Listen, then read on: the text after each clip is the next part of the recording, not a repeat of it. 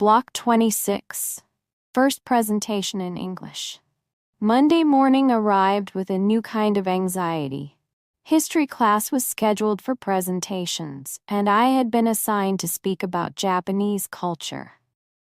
My heart raced as I imagined standing in front of 20 curious American students, speaking in a language I still stumbled over. I rehearsed at home multiple times. Japan is a country in East Asia, known for its history, traditions, and technology. My host mom smiled but reminded me, "It doesn't have to be perfect, Hiroshi. Just speak from your heart." In class, as my turn approached, my palms were sweaty. When the teacher said, "Hiroshi, you may start," I took a deep breath. Words came haltingly at first, but I found rhythm as I explained origami, tea ceremonies, and traditional festivals. I even showed a few origami cranes, which drew murmurs of admiration. A few students asked questions. "Do you celebrate New Year differently than we do? What's your favorite Japanese food?" I answered, feeling my confidence grow with each sentence. By the end, I realized something important. The students weren't judging me, they were genuinely curious. After class, Jason patted my back. "Dude, that was awesome. You made it interesting and fun." I smiled, relief washing over me. It wasn't perfect English, but it was real. Block 27. Group project chaos. Next came a science project. We were grouped with 3 classmates I barely knew. They were energetic and full of ideas, but communication was tricky. When they suggested, "Let's do the volcano experiment," I didn't immediately understand. "Excuse? What volcano?" I asked slowly. They laughed kindly and explained. As we worked together, I realized cultural misunderstandings were inevitable. My cautious, methodical Japanese approach clashed with their spontaneous American style. I took careful notes, they mixed chemicals quickly, and occasionally things went wrong. A spill, a misread instruction, but we laughed together. By the end of the week, our project was a success. My contributions, careful measurements, clear diagrams, and organized explanations were appreciated. I realized that teamwork didn't mean being the same. It meant complementing each other's strengths. Block 28. Misunderstandings and embarrassment. Not all cultural experiences were easy. During lunch, I tried to join a conversation about a popular TV show. I mispronounced the name and added a fact that was slightly incorrect. The group laughed, not maliciously, but I felt my face burn red. Later, I accidentally used a Japanese idiom with a teacher. She tilted her head, smiling politely, clearly not understanding. I laughed nervously and explained, "It's a saying in Japan, meaning..." These small misunderstandings were humbling. I realized that cultural exchange wasn't just about teaching others about Japan. It was about learning, failing, and adapting constantly. Every day, I collected tiny lessons, gestures, slang, humor that slowly became part of me. Block 29. Building stronger friendships. Despite struggles, bonds grew. Jason invited me to a weekend basketball game with his friends. I was nervous but agreed. On the court, we played rougher and faster than any school game in Japan, and I had to adapt quickly. I missed shots, stumbled, and even collided with another player. Yet laughter, encouragement, and shared energy replaced embarrassment. Emily and I began exploring the city together on weekends, small trips to the library, coffee shops, and local markets. We discussed school, books, and Japanese culture. She helped me with idioms and slang, and in return, I taught her some Japanese phrases. Each friendship became a bridge, not just to American life, but to understanding myself in a new environment. Block 30. Reflection on growth. At the end of the first month, I sat on my bedroom floor, surrounded by notes, textbooks, and small souvenirs. Writing in my notebook, I reflected. I have faced fears, stumbled over words, misunderstood jokes, and spilled chemicals. I have laughed, made friends, learned idioms, and shared pieces of my culture. Each day is exhausting but rewarding. I thought about the flight over the Pacific, the airport goodbyes, and the nervous first day at school. Comparing then and now, I realized growth isn't linear. It's messy, full of small victories and mistakes, and often invisible until you stop to notice. I folded an origami crane, staring at it in my hand. This crane traveled with me from Japan, just like I traveled in my own way. Maybe in a year, I'll see how far I've flown. Block 31, first midterm exams. The school hallway was unusually tense that morning, filled with the low hum of students muttering formulas and flipping through notes. Midterms had arrived. The calendar had crept toward this moment faster than I had realized. I clutched my schedule, heart pounding, and walked into my first exam.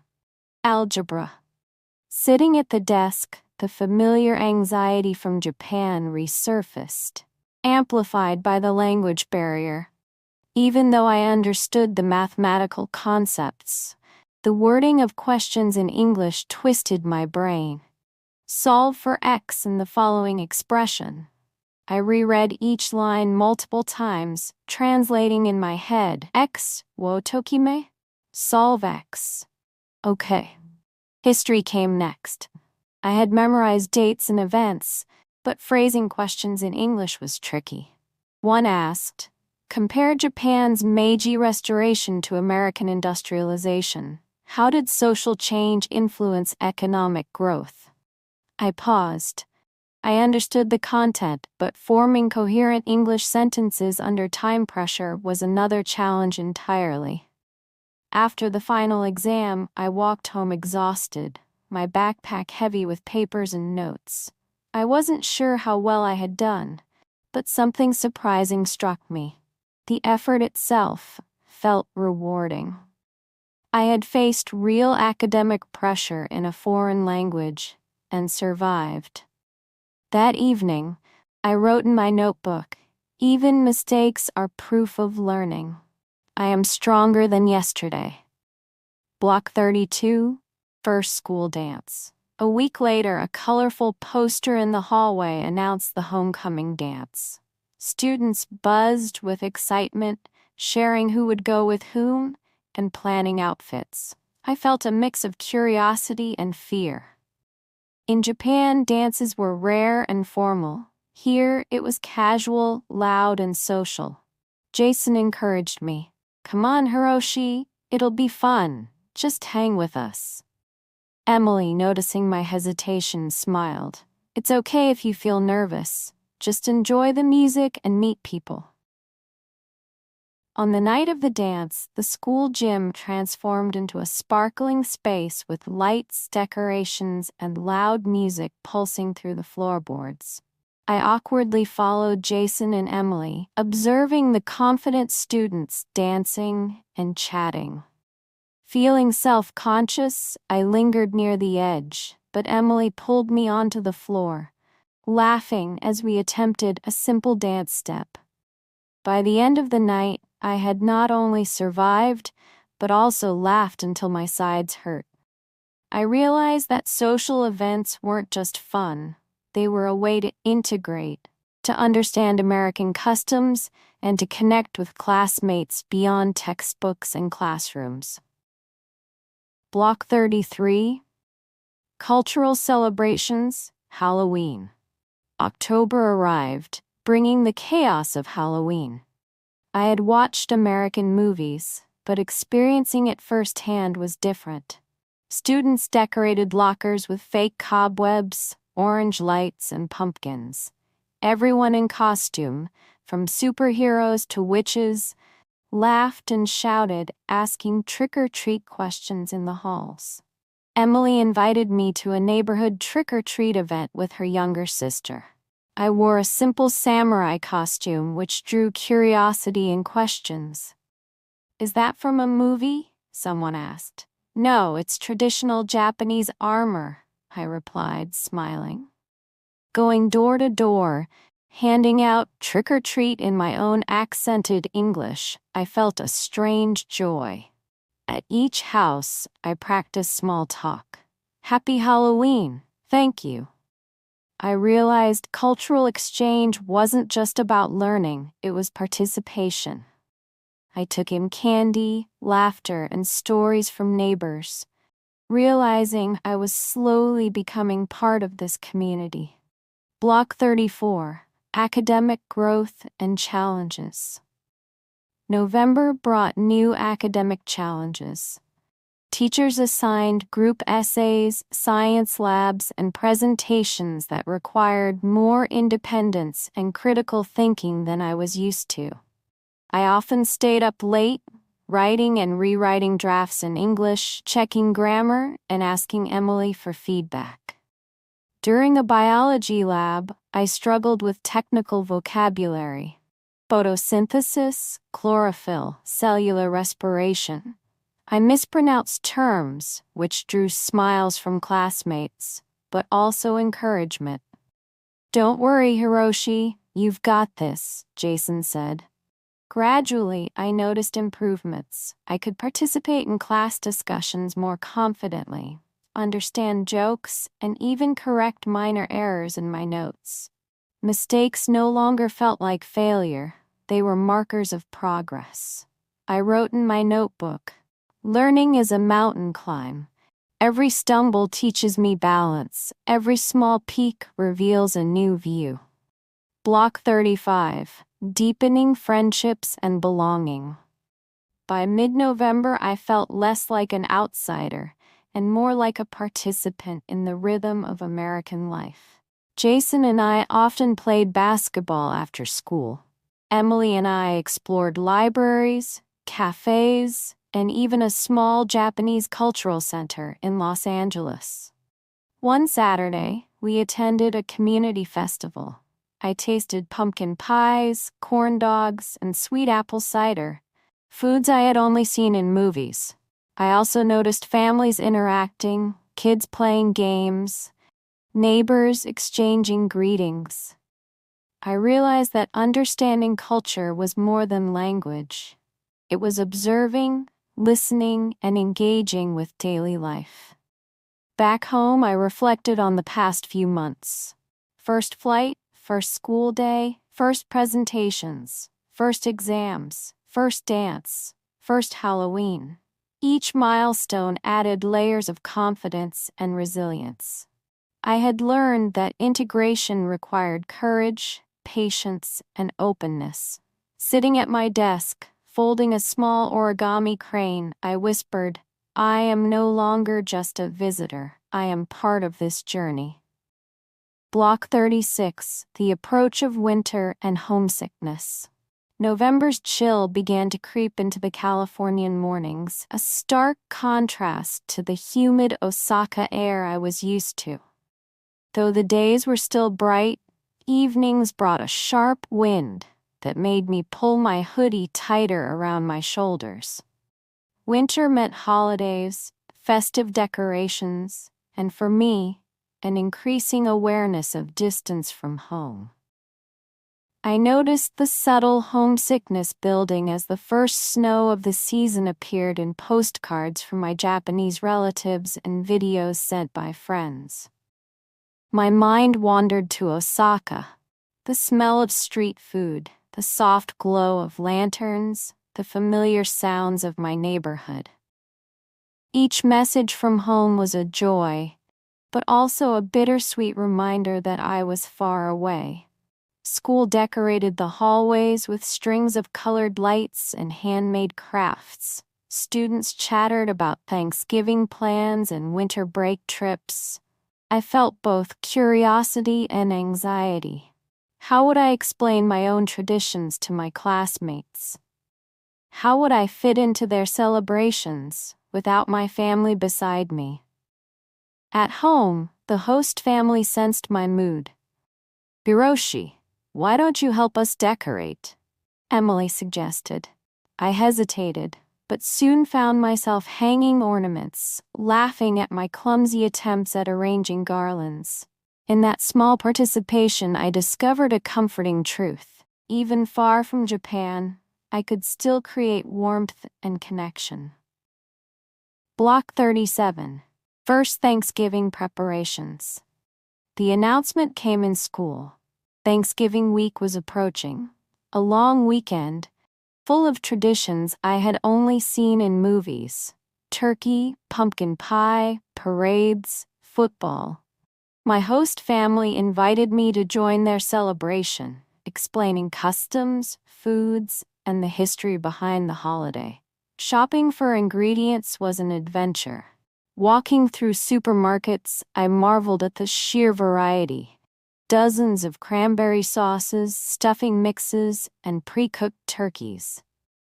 I helped set the table, learning the order of courses and the proper etiquette for carving. My host mom explained, "It's about gratitude, Hiroshi.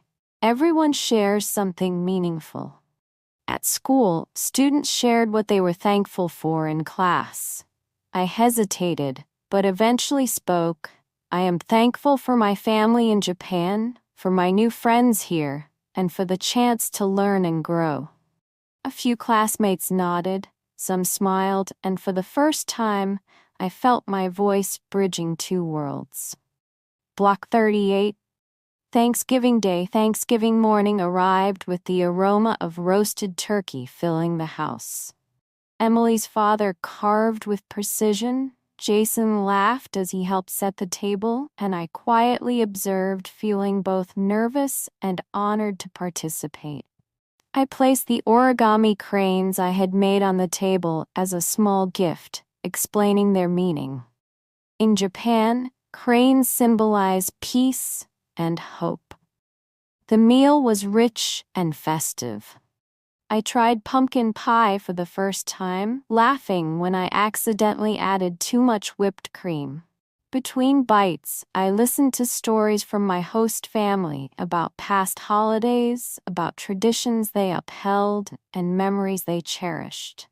I shared a story from Japan, about New Year's decorations and family rituals. Their eyes widened in interest, and I realized cultural exchange could happen over a meal just as powerfully as in classrooms. Later, we watched a parade on TV. Colorful floats, marching bands, and cheering crowds filled the screen. For a moment, I felt connected to both my new life and my memories of home, understanding that this year I was building a mosaic of experiences, a bridge between two cultures. Block 39. Reflections on homesickness. That night, the festive energy faded, leaving quiet moments for reflection. I sat at my desk, writing in my notebook. Homesickness was strongest at these times, when the warmth of my host family contrasted with the absence of my own. I missed the cold nights of Osaka, the laughter of my friends, the smell of freshly cooked rice and miso soup. Yet I also realized growth often comes wrapped in discomfort. I had faced exams, social events, holidays, and cultural nuances, all without my family physically present. I wrote, "Homesickness is a reminder of love, but it also shows how I can carry that love forward, creating new bonds, and still honor the old ones." I video called my parents in Yui, sharing highlights of Thanksgiving and school life. Their smiles, laughter, and encouraging words reminded me that distance did not diminish connection. Folding an origami crane at the end of the call, I whispered, I am not lost. I am learning. I am building. Block 40, Community Events and Integration. December brought community events at school and in the neighborhood. A winter concert, charity drives, and classroom craft fairs created opportunities to engage, contribute, and learn. I volunteered to help younger students with origami at the craft fair, sharing techniques while explaining cultural significance. Their enthusiasm and curiosity filled me with pride. At school, teachers acknowledged my participation and growing confidence. "Hiroshi, you've adapted wonderfully," Mrs. Caldwell said after a group project presentation. I felt a warm surge of accomplishment. I could navigate classrooms, participate socially, and share my culture confidently. Even local neighbors began greeting me by name during walks. Each smile, each small recognition, built a sense of belonging. By the end of December, I realized something profound. I was no longer just a visitor. I was part of this community, carrying pieces of Japan, yet fully participating in American life. As I lay in bed that night, snow lightly dusting the streets outside, I reflected. Winter may be cold, but connection warms the heart. I have learned, stumbled, laughed, and grown. I am ready for whatever comes next. Block 41. First winter break begins. The last day of classes before winter break arrived, and the school buzzed with excitement. Students exchanged holiday wishes, packed lockers, and chattered about trips, presents, and family gatherings. I felt a mixture of anticipation and nervousness. For the first time, I would experience a prolonged break away from Japan. Back home, my host family decorated the living room with lights, wreaths, and a small Christmas tree. Emily helped me wrap gifts for her family, carefully folding paper with ribbons, while explaining the custom of exchanging presents on Christmas morning. I reciprocated with Japanese sweets and a handmade origami decoration for each family member. As I lay in bed that night, I reflected on the past months. The flight across the Pacific, first school day, exams, dances, cultural events, and friendships. The winter break felt like a pause, a moment to catch my breath, enjoy celebrations, and prepare for the next phase of growth. Yet a pang of homesickness reminded me of Osaka, of family dinners and the winter streets filled with lanterns and chatter. Block 42, Christmas and Holiday Traditions. Christmas morning was a riot of colors, laughter, and unfamiliar smells. I opened gifts alongside Emily and her younger sister, marveling at small trinkets, books, and chocolates. The tree twinkled, and the living room smelled faintly of pine and cinnamon. I contributed with my origami cranes, carefully placed under the tree, explaining each one's symbolism: hope, luck, and peace. Later, the family attended a local Christmas parade. Floats, music, and costumes filled the streets with joyous energy. For a moment, I felt a strange mix of belonging and nostalgia. Though this was not Japan, the spirit of celebration, love, gratitude, and togetherness was universal. I scribbled in my notebook, "Tradition may change, but the heart behind it remains the same." Evening brought a quiet moment. Sitting by the window, I called my parents in Osaka. They shared photos of the city lights, family meals, and friends celebrating the season. I realized that despite the physical distance, we shared these moments across oceans, connected by memories, love, and anticipation for the coming year. Block 43, New Year Preparations. As December faded, the focus shifted to New Year. In Japan, it is a sacred time of reflection, prayer, and family gatherings. Here, the traditions were different: parties, countdowns, fireworks, but the essence of renewal and hope felt familiar. Emily's family invited me to a small neighborhood gathering. I helped prepare snacks, set up decorations, and participated in casual games. Observing how Americans celebrated together, I noticed the warmth in communal participation, even in casual traditions. I began to understand that cultural differences were not barriers but opportunities to expand my own understanding of celebration, gratitude, and family. Back home, I wrote letters to my relatives in Japan, sharing experiences from Thanksgiving, Christmas, and everyday school life. Folding each letter carefully, I felt connected to both worlds, bridging distance and tradition. Block 44. Reflections on the past semester. The quiet days between Christmas and New Year gave me time for reflection. I revisited my notebook, reading entries from my first days in Los Angeles. The nervous airport goodbyes, the struggles with English, the mispronunciations, the small victories, and growing friendships. I realized how much I had changed.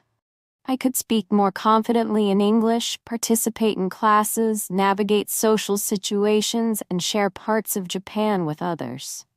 I had faced challenges, exams, misunderstandings, homesickness, but each one had contributed to growth. Writing in my notebook, I summarized lessons learned: patience, openness, resilience, and courage.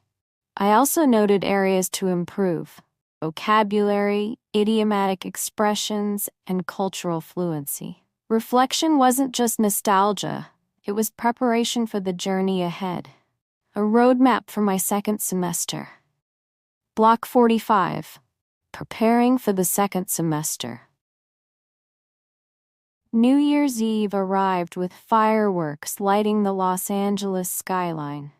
I watched from the balcony with Emily and her family, feeling a mixture of awe and anticipation.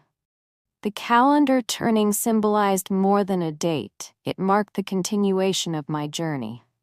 I organized my backpack, reviewed my schedule, and prepared materials for classes starting in January. I set goals: actively participate in discussions, join a new club, continue improving English, and strengthen friendships. I also plan to explore more cultural landmarks, balancing academic growth with personal exploration. That night, lying in bed, I reflected. I have navigated a foreign land, faced fears, laughed, stumbled, learned, and grown. The second semester will bring new challenges, but I feel ready. I am not just surviving, I am thriving, and every step carries me closer to who I am becoming. Block 46. First day of second semester. The morning sunlight slanted through my window differently this January, signaling the start of the second semester. I felt a mixture of excitement and nerves. Winter break had been a period of reflection, celebration, and homesickness. But now it was time to step fully into new challenges.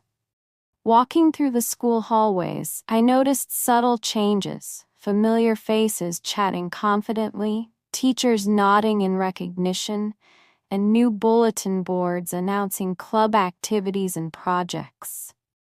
I clutched my schedule, eager to navigate classrooms I now knew, but still curious about what awaited.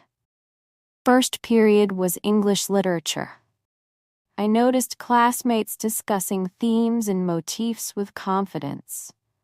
When Mrs. Caldwell asked for my opinion on a character's motivation, I took a deep breath and shared my interpretation.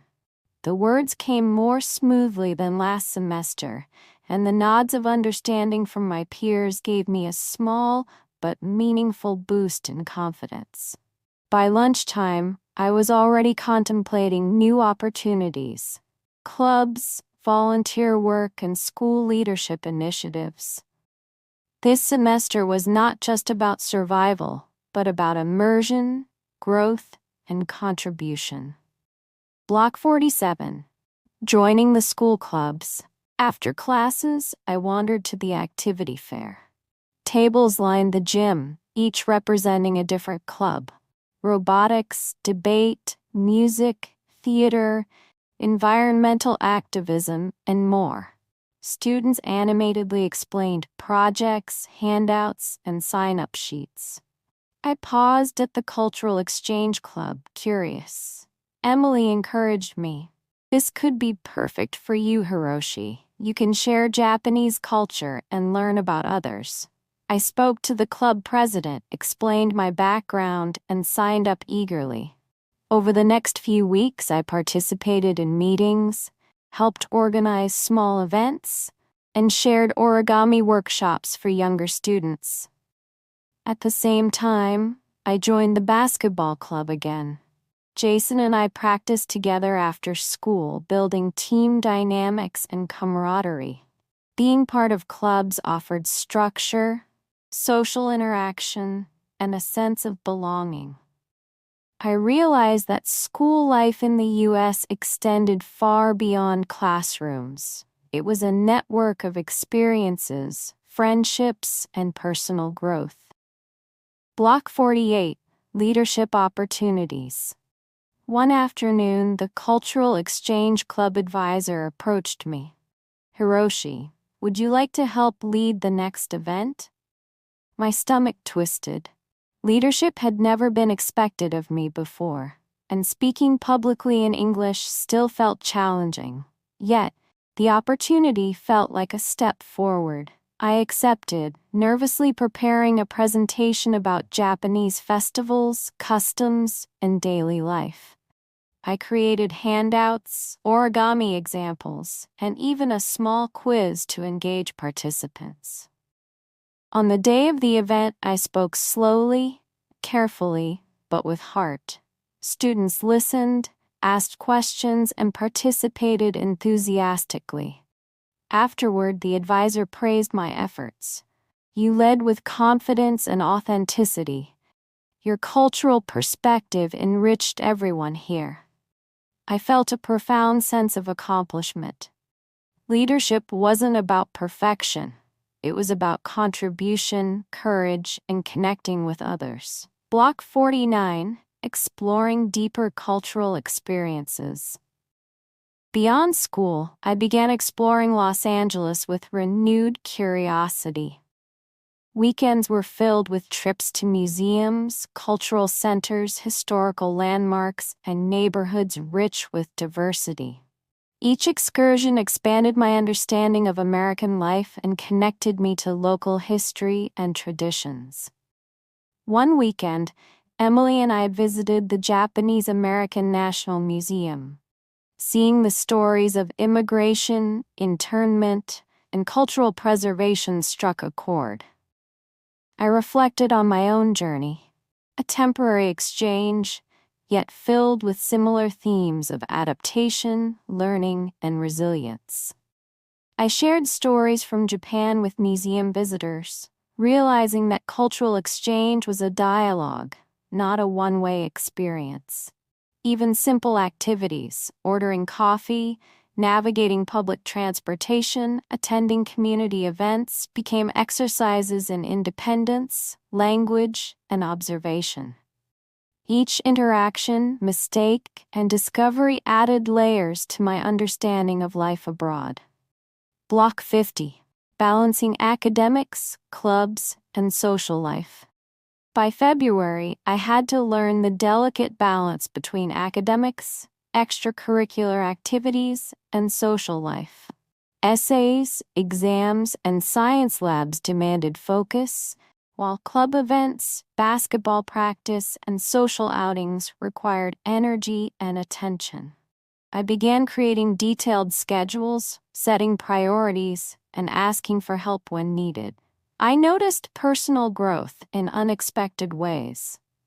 I could now navigate group discussions without hesitation, volunteer confidently during club meetings, and maintain friendships while managing responsibilities. My language skills had improved significantly, and I could now explain complex ideas, joke with classmates, and understand idioms more naturally. One evening, exhausted but content, I wrote in my notebook, "Balance is a skill, not a goal. I am learning to manage my time, my energy, and my mind. Each success, each misstep, builds resilience. Life abroad is teaching me more than academics. It is teaching me how to live fully, attentively, and bravely."